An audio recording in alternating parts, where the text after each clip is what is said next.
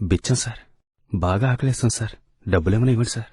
రేపటికు నీ అబ్బా దున్నపోతలా ఉన్నా బిచ్చమేయాలరా నీకు.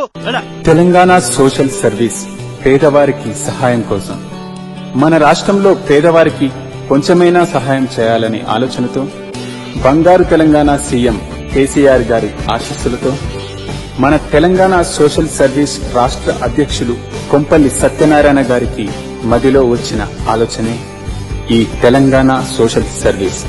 దానికి తోడుగా మా వంతు కృషి మీకు అందిస్తామని, మీ సారథ్యంలో మేము పనిచేస్తామని తెలియజేసుకుంటున్నాం. సహాయం చేయకపోయినా పర్వాలేదు, కానీ ఎవరిని ద్వేషించకూడదు. మీ పాలిశెట్టి శ్రీనివాసరావు, తెలంగాణ మహబూబాబాద్ డిస్టిక్ ఇన్ఛార్జ్. బాధగా ఉంది. రోజూ చూస్తున్న మనుష్యులే అయినా, ఆ మనస్తత్వాలే అయినా ఎంతగా అలవాటు పడిపోయినా ఏదో ఒక క్షణం ఆ బాధను పంచుకొనక తప్పడం లేదు. తెల్ల కాగితానికి చిన్న నల్ల చుక్కను పెట్టి ఇదేమిటి అని అడిగిన చక్రం సినిమాలో సంఘటన నన్ను వెన్నాడుతూనే ఉంది. ఎందుకిలా మనం ఎదుటివారిలో తప్పునే ఎక్కువగా చూస్తున్నాం? కాస్తైనా మంచిని చూడలేకపోతున్నాం. మన మనసులు ఇంత సంకుచితంగా మిగిలిపోతున్నాయి.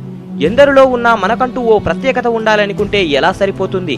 మనం చేసే పని వల్ల కానీ, మన వ్యక్తిత్వం వల్ల కానీ, మన హావాభావాల ప్రకటన వలన కానీ, మన నడవడిక వలన కానీ మనకంటూ ఓ గుర్తింపు వస్తుంది. కానీ మనం చేసే ఇలాంటి కొన్ని పనుల వల్ల మనం జీవితాంతం కష్టపడినా మనకు మంచి గుర్తింపు రాదు. దానికి కారణం మనం రోజు దినచర్యలో చేసే ఇలాంటి పనులే. చెప్తాను వినండి. దేవుని హుండీలో వేయాలనుకుని పర్సు నుండి తీసిన 50 రూపాయల నోటు పెద్దదిగా తోస్తుంది. అదే నోటు సూపర్ మార్కెట్లో చిన్నదిగా కనిపిస్తుంది. గుళ్ళో గడిపే అరగంట ఎంతో ఆలస్యంగా గడుస్తున్నట్టుగా తోస్తుంది. టీవీ చూసే అరగంట వేగంగా గడిచినట్లు అనిపిస్తుంది. భగవద్గీతలో 10 పేజీలు చదవడానికి ఎంతో విసుగనిపిస్తుంది. టీవీ సీరియల్లోని 300 ఎపిసోడ్ అయినా ఎంతో ఆసక్తిగా అనిపిస్తుంది. దినపత్రికలో వచ్చేవి మనం నమ్ముతాం, కానీ పురాణాల్లో చెప్పేవి నమ్మబుద్ధి కాదు. క్రికెట్ ఆటని టీవీలో తెల్లవార్లు మేలుకొని చూస్తాం. ఉదయం కాసేపు భక్తి ఛానల్ చూడాలంటే నిద్రొస్తుంది. రికార్డింగ్ డ్యాన్స్ అంటే ముందు సీట్లో ఉంటాం. హరికథ అంటే ఆ ఛాయలకు కూడా పోము. తిరుపతి లేదా అయ్యప్ప కొండకు వెళ్లే బీదలకు ఇవ్వడానికి మన దగ్గర చిల్లరుండదు. మన పిల్లలకు 5 స్టార్ చాక్లెట్లకు చిల్లరుంటుంది. ఇంకా చెప్తాను వినండి. మరణం అందరికీ ఉంది, కానీ మరణించాలని ఎవ్వరూ అనుకోరు.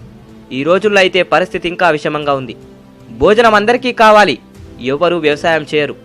నీరందరికీ కావాలి, నీటి వనరులు రక్షించడానికి ఎవ్వరూ ప్రయత్నం చేయరు. పాలు అందరికీ కావాలి, కానీ ఆవును పాలించాలని ఎవ్వరూ అనుకోరు. నీడ అందరికీ కావాలి, చెట్లను నాటాలని, వాటిని రక్షించాలని ఎవ్వరూ అనుకోరు.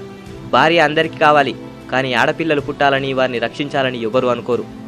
ఎందుకు ఇదంతా? పుట్టేటప్పుడు ఏదో సాధించాలని పిడికిలు బిగించి మరీ ప్రాణం పోసుకుంటాం.